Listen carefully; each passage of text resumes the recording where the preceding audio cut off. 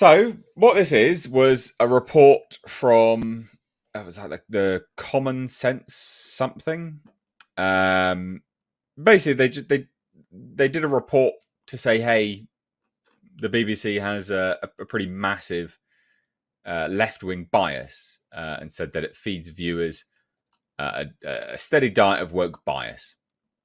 And the BBC came out. These are the people that make Doctor Who. And claims findings are cherry-picked or highlighting genuine mistakes.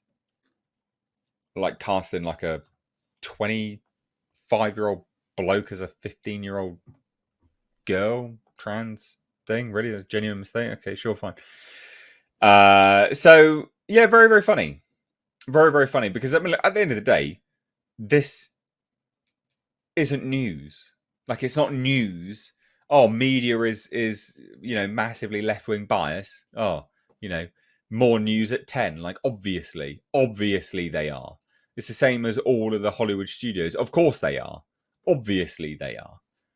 But it's funny when they try and deny it. Massively funny. So, it was the campaign for common sense.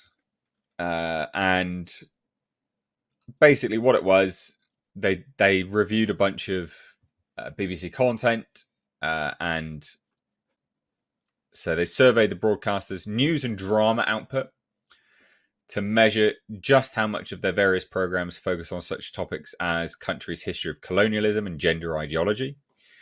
In terms of colonialism, the group found a preoccupation by BBC News about Britain's links to transatlantic slave trade, with articles about the subject appearing online at a rate of more than one a week in 2023.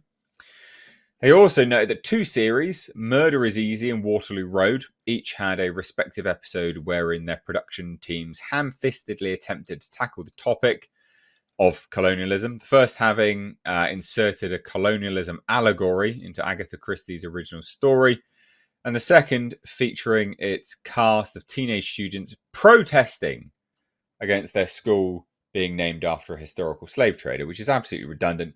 Don't teach kids to do more dumb shit, okay? Kids are dumb shit enough as it is. Oh, they even had to get a disabled one in there as well. Of course they did. Look at that picture. Of course they did. Well, they got their phone lights up. Well, they got their phones in school. Take their phones off them. Fucking little brats. Fucking little shits. They should have a mobile phone. I'll punch you if you do that. Fucking wankers. Anyway, so regarding the prominence of the latter, the common... What was it? The campaign for common sense pointed to a February BBC Radio 4 incident wherein they allowed two activist guests to brand Harry Potter scribe J.K. Rowling as transphobic without any pushback. A June 2023 episode of the long-running British soap opera Casualty, in which characters discuss the topic of top surgery, wherein a biological female transgender individual undergoes a double mastectomy in service of distancing themselves from their original female identity, and recent episodes of Doctor Who, which introduced Donna Noble's transgender child, Rose Noble, as portrayed by Yasmin Finney. That's a child, by the way. It's a 15-year-old child. Anyway, per the campaign for common sense, the main issue with BBC's aforementioned content is that in producing programs with just this single worldview, the broadcaster is failing to live up to its own editorial policy regarding impartiality, which asserts that when dealing with controversial subjects, we must ensure a wide range of significant views and perspectives are given due to weight and prominence, particularly when the controversy is active. I mean, I've never seen them highlight people that are detransitioning. There you go. That would be them doing it, but they never have. I've never seen them go pro British Empire, I guess. I don't know. I don't understand. Not sure what the issue is. They're idiots. So they're not impartial at all. And they decided to, refute this report. They said that cherry picking a handful of examples or highlighting genuine mistakes and thousands of hours of output does not constitute analysis and is not a true representation of BBC content. Mate, we all can see it. It'd be the same as a movie studio, Disney coming out and going, "We're not woke." Fucking just laughable statements. Mhm. We're proud that our output seeks to represent all audiences and a range of stories and perspectives. Across the entirety of our service, there will, of course, be occasions when people disagree with or want to challenge what they have watched or heard, and we have well publicized routes for them to do that. I've not seen you do any detransitioning stuff, so you're full of shit. Thoughts? Because this is heavily comical, I thought. I would love to see the other side of it where they have any material that isn't injected with all this DEI, right? They don't, See, no, they that's the don't have. part they're trying to. Yeah. They're Sorry. claiming it's cherry picked or highlighting genuine mistakes, Mm. but is it? That's my No, point. Like, is there anything from another pool to pick from to show that there's another example?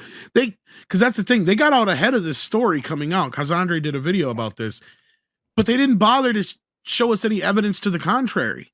right. No. The They didn't. rebuttal didn't include evidence. Indeed, you're correct. And look, I've been calling out state media, whether it be in the UK or Canada or several other countries, for quite some time. I mean, if your government is the media, they are a propaganda, and they will lie to you. And the fact that you're paying taxes in the form of a license fee, and also I think some of your tax money is actually added to that pile as well. Not only that, you have a ridiculous regulatory body called Ofcom, who's just so full of shit they can't get out of their Oh, they're own way. woke as hell. Yeah. And so it's like, of course, Ofcom isn't going to listen to complaints like this, when it comes to their, propagandist media that you guys are subjected to.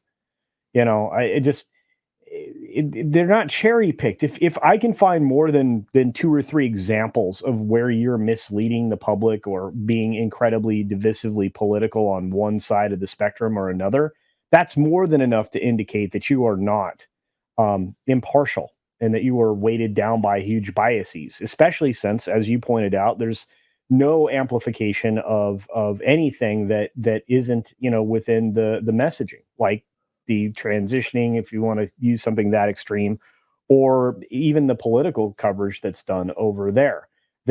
People shouting down the opposition rather than being able to have a debate. They're never called on the fact that their ad hominem attacks don't actually address, the topics that are being discussed.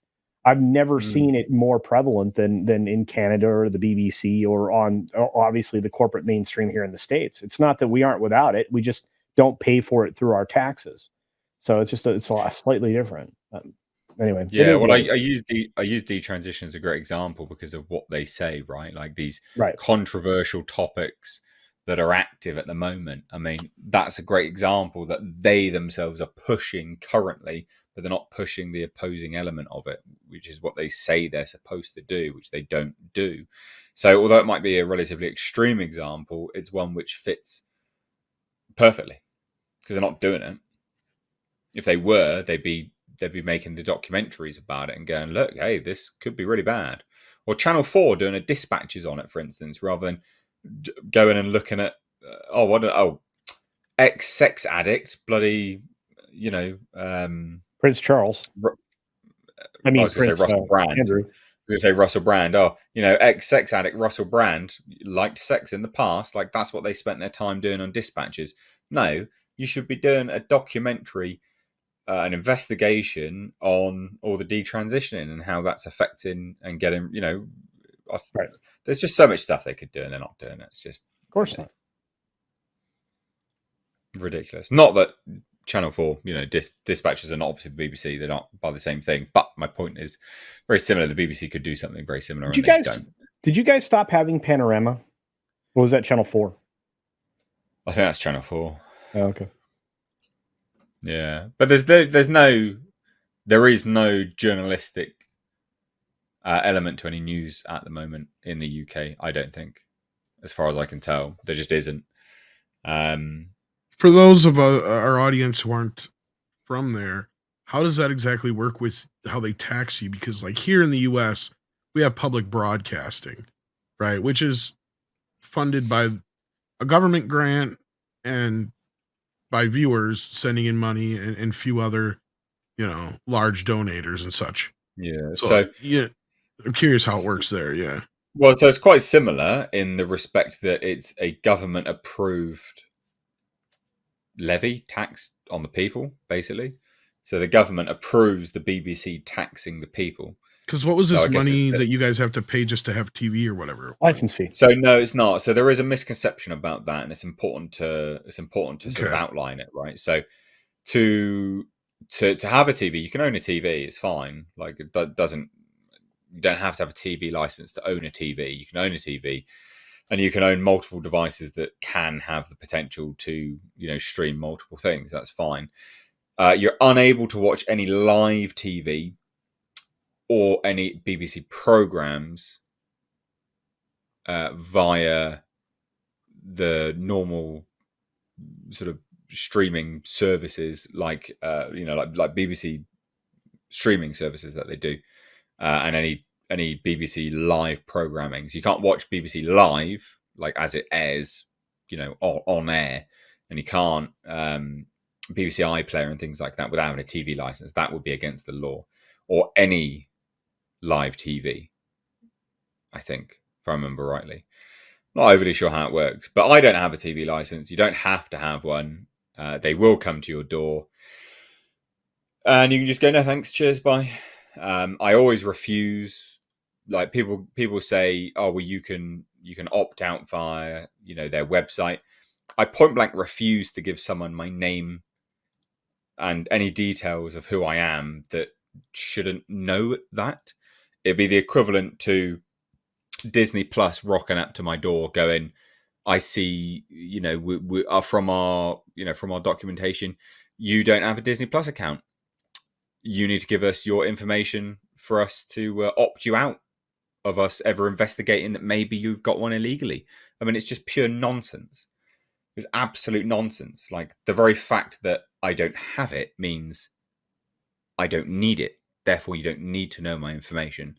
So I've never given them my information. I think it's very important to keep your information private because they don't need to know it. Like, why would they ever need to know it?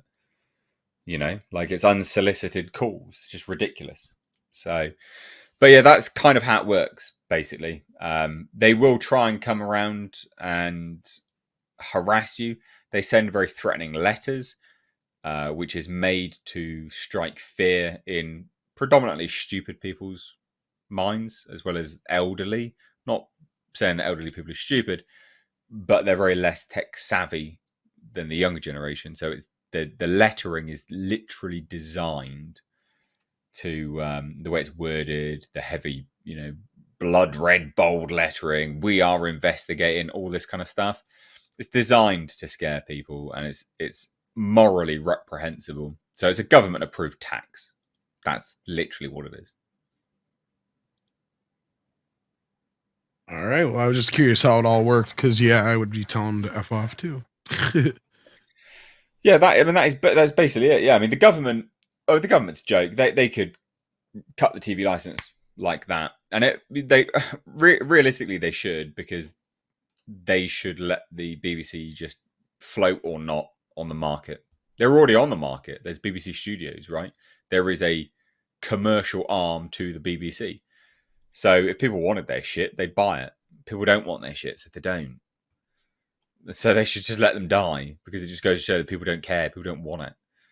And with everything else getting expensive, who fucking wants to pay for the BBC? I think they lost a couple million license holders anyway, like last couple of years. So fun times. Fun times.